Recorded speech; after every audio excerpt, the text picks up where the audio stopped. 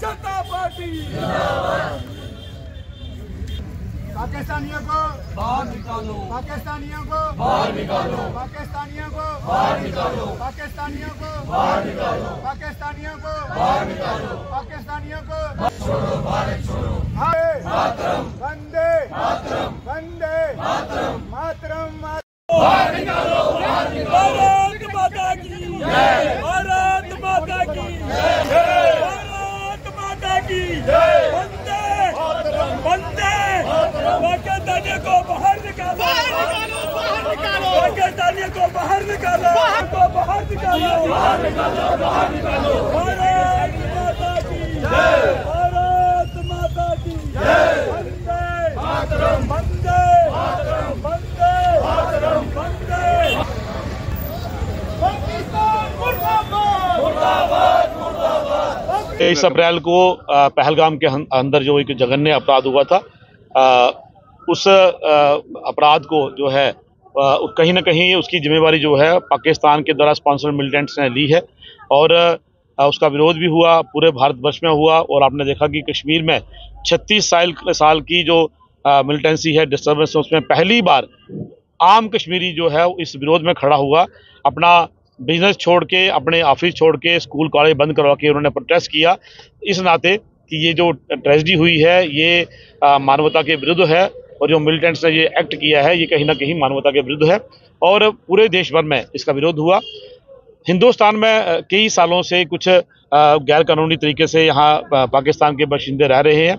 कुछ ऑफिशियल तौर पे आते हैं क्योंकि आपको सब जानते हैं पाकिस्तान जो है इस पर एक मात्र एक समय का भी भोजन नहीं अपने देशवासियों को दे सकता, लेकिन कहीं ना कहीं भारत जो है अपना दिल थोड़ा बड़ा करके इनको यहाँ ऑर्गेनाइज करता है कि किसी का मेडिकल ट्रीटमेंट है, ट्रेड है, बिजनेस है, वो सब भारत ने पेशेंस रखते हुए, सब्र रखते हुए कभी उसको डिसकंटिन्यू नहीं किया।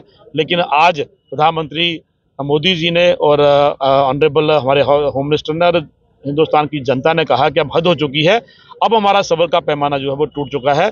अगर वो लोग अपनी सरकार के खिलाफ विरोध नहीं करते हैं, वो कहते हैं हम बेकसूर हैं, आम सिटीजन का क्या कसूर है, मैं समझता हूँ जितना सरकार का कसूर है उतना ही उन सिटीजन का कसूर है जो उनके किए गए कार्यों का विरोध नहीं करते। इसलिए उनको निकालना यहाँ से बहुत ज़रूरी है।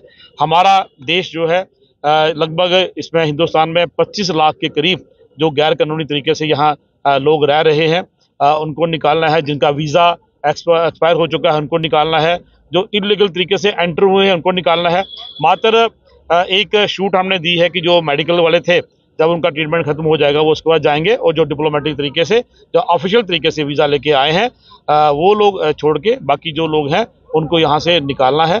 और आज का जो विरोध था, जो ये धरना प्रदर्शन था, ये पाकिस्तान के खिलाफ 22 अप्रैल को किए गए अपराध के खिलाफ। और आज डिप्टी कमिश्नर कठुआ को एक ज्ञापन देंगे, एक मेमोरेंडम देंगे, उनसे ये आग्रह करेंगे कि आपके ज़िले में, हमारे ज़िले में जो गैर कानूनी तरीके से पाकिस्तानी रह रहे हैं उनको आइडेंटिफाई करके उनको आप पाकिस्तान बाहर भेजें। मनियाल जी, जिन लोगों ने इनके पैन कार्ड बनाए, जिन लोगों ने इनके आधार कार्ड बनाए, क्या उन लोगों पर कार्रवाई नहीं होनी चाहिए? क्योंकि किस तरह से ये आए और कैसे, और वो भी ऑफिशियली वेबसाइट पर देखे तो इनकी पास नागरिकता अब भारत की है, तो किस तरह से उन पर भी कार्रवाई सही तरीके से नहीं होनी चाहिए जो भी अधिकारी इसमें शामिल है? देखिए, गवर्नमेंट के पास जहाँ तक मेरी जानकारी है पूरा डाटा है, उनको आइडेंटिफाई किया जा रहा है।